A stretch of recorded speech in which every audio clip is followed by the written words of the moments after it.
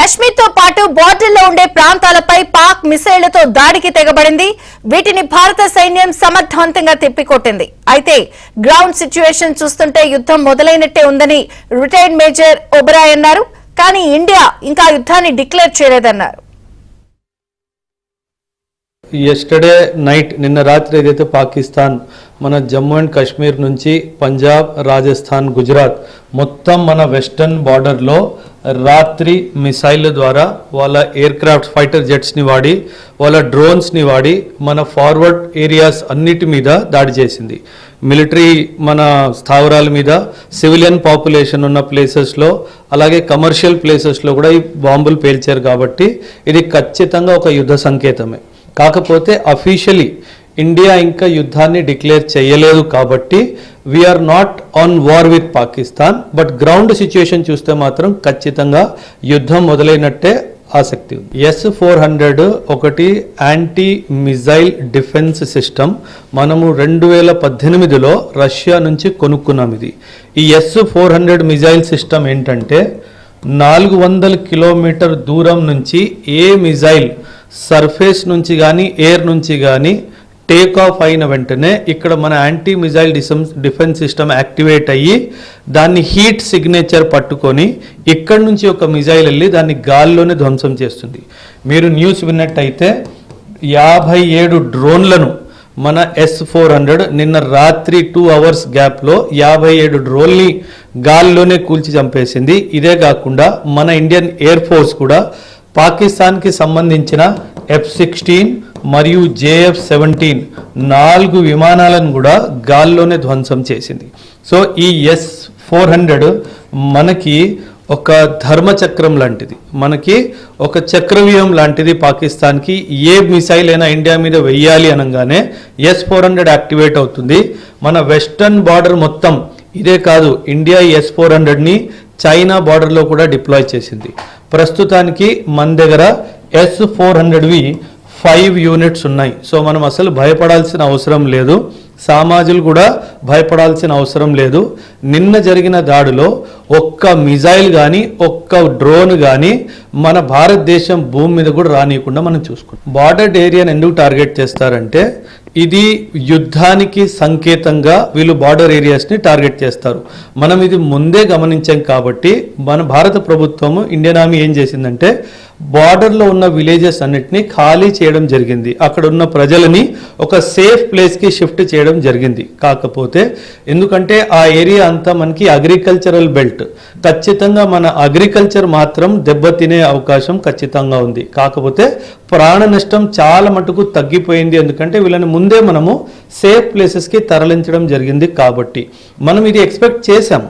అంటే ఇది మన మీద ఒక సర్ప్రైజ్ అటాక్ కాదు. ఎందుకంటే మనం ఏ రోజైతే 7వ తారీఖు నాడు ఆపరేషన్ సింధూర్ లాంచ్ చేసామో అదే రోజు ఇండియన్ ఆర్మీకి చాలా క్లియర్గా అర్థమైపోయింది ఏంటంటే పాకిస్తాన్ వాడు ఖచ్చితంగా ఎదురు దెబ్బ వేస్తాడు అని చెప్పేసి ఉద్దేశంతోనే మన ఎయిర్ డిఫెన్స్ సిస్టమ్ మొత్తం బార్డర్లో మనం యాక్టివేట్ చేసి ఇమీడియట్గా మనం రియాక్షన్ చేసాం. అందుకని అంత పెద్ద స్థాయిలో దాడి జరిగినా కానీ మనకు పెద్దగా ప్రాణ నష్టం కానీ పెద్దగా మనకి ఇన్ఫ్రాస్ట్రక్చర్ లాస్ కానీ జరగలేదు. ఈ దుస్సాహసం సార్ చాలా క్లియర్గా ఒక విషయం అర్థమైపోయింది ఏంటంటే Pakistan is a terror state, not terror sponsor state, it is a terror state. ఎప్పుడైతే హాఫీజ్ సయీద్ కానీ మసూద్ అజర్ ఫ్యామిలీ మెంబర్స్ చనిపోయినప్పుడు వాళ్ళ అంత్యక్రియకి ఎప్పుడైతే పాకిస్తాన్ ఆర్మీకి సంబంధించిన ఉన్నతాధికారులు ఎప్పుడైతే ఆ అంత్యక్రియ అటెండ్ అయ్యారో ఆ రోజు పాకిస్తాన్ యావత్ ప్రపంచానికి ఒక మెసేజ్ ఏమిచ్చిందంటే వీఆర్ ఏ టెర్రర్ స్టేట్ అని ఒక మెసేజ్ ఇచ్చింది. మనం వాళ్ళ టెర్రర్ క్యాంప్స్ని పొగలగొట్టాం. కాబట్టి ఆ ఒక్క బాధతో వాళ్ళని సపోర్ట్ చేయాలి అన్న ఉద్దేశంతోనే భారత్ నిన్న ఆడిన పన్నాగం ఇది 100%. లేదు అంటే మీరు ఒకటి గుర్తుపెట్టుకోండి, కామన్ మ్యాన్ కూడా చెప్తున్నాను, పాకిస్తాన్ భూమి మీద ఇప్పటికీ 30,000కు పైగా ట్రైన్డ్ టెర్రరిస్టులు ఉన్నారు. మీరే అనుకోండి, 30,000 మందిని మీరు ట్రైన్డ్గా టెర్రరిస్ట్ చేసుకొని మీ భూమిలో పెట్టుకున్నప్పుడు వాళ్ళ మీద దాడి జరిగినప్పుడు మీరు ఎదురు దాడి చేయలేదనుకోండి, ఆ 30,000 మంది మీ మీద తిరగబడతారు. సో ఆ భయం పాకిస్తాన్కు ఉంది కాబట్టి వాళ్ళని సైలెంట్ చేయడానికి మాత్రమే ఈ దుస్సాహసానికి పాల్గొనింది అని చెప్తారు. పాకిస్తాన్ ఇండియా శక్తి సామర్థ్యాన్ని అసలు కంపారిజన్ చేయడానికే లేదు. ఒకవేళ ఇంటెన్స్ బ్యాటిల్ ఫీల్డ్ అంటాం, మనం ఇంటెన్స్ బ్యాటిల్ అంటాం ఆర్మీ పార్లెన్స్లో. ఇంటెన్స్ బ్యాటిల్ పాకిస్తాన్ మహా అయితే 5, మహా అయితే 6 రోజులు, 6 రోజులు దాటి 7వ రోజుకి పాకిస్తాన్ మోకాల మీద కూర్చొని ఇండియాతో క్షమాపణం అడగడం అది ఖచ్చితంగా. ఇది ఆగాలి అంటే పాకిస్తాన్ దగ్గర ఒక్కటే దారి, యాక్సెప్ట్ చేయాలి మేము టెర్రరిస్ట్ని పనహా ఇచ్చామని చెప్పేసి ఆ ఎవరైతే హాఫీజ్ సయీద్, మసూద్ అజర్ ఉన్నారో వాళ్ళని ఇండియాకి అప్పగించాలి, మిగతా టెర్రరిస్టులు అందరినీ ఇండియాకి అప్పగించాలి. అండ్ ఇంటర్నేషనల్ ఏమంటారు పార్టీలు వచ్చి అక్కడ ఉన్న టెర్రరిస్ట్ క్యాంప్స్ అన్ని ఐడెంటిఫై చేసి వాటిని డెస్ట్రాయ్ చేయాలి. అసలు ఆర్థిక పరిస్థితి పాకిస్తాన్ది అస్సలు బాగాలేదండి. పాకిస్తాన్లో ఇన్ఫ్లేషన్ 38 to 42% టచ్ అవుతుంది. ఈ రోజు పాకిస్తాన్లో పెట్రోల్ ధర 650 రూపాయలు పర్ లీటర్. అదేవిధంగా బేసిక్ ఫుడ్ కూడా చాలా కాస్ట్లీ అయిపోయింది. అందుకే మీరు కొన్ని వీడియోస్ చూసి ఉంటారు, సామాన్యులు మాత్రం వాళ్ళ గవర్నమెంట్ని కానీ వాళ్ళ ఆర్మీని కానీ సపోర్ట్ చేయట్లేదు, ఎందుకంటే పరిస్థితులు ఆల్రెడీ బాగాలేవు కాబట్టి. మీకు గుర్తుంటే లాస్ట్ ఇయరే ఐఎంఎఫ్ నుంచి వీళ్ళు $7 బిలియన్ అడుక్కొని తీసుకొచ్చుకున్నారు. అండ్ ఇన్ఫ్యాక్ట్ అందులో మొత్తం డబ్బులు ఇంకా రాలేదు, ఇవ్వాలో రేపు ఇవ్వాల్సింది. అండ్ వీళ్ళు ఈ పన్నాగం రాత్రి చేశారు కాబట్టి ఖచ్చితంగా భారతదేశము డిప్లొమాటిక్ కూడా ఐఎంఎఫ్ మీద అండ్ FATF రూట్ని వాడి వాళ్ళకి వచ్చే డబ్బును కూడా ఆపించేటట్టు ఖచ్చితంగా చేస్తారు. బలూచిస్తాన్ ఖచ్చితంగా స్వాతంత్రం తెచ్చుకుంటుంది ఈసారి, మహా అయితే ఇంకొక నెల రోజులు కూడా చాలా ఎక్కువ చెప్తున్నానేమో.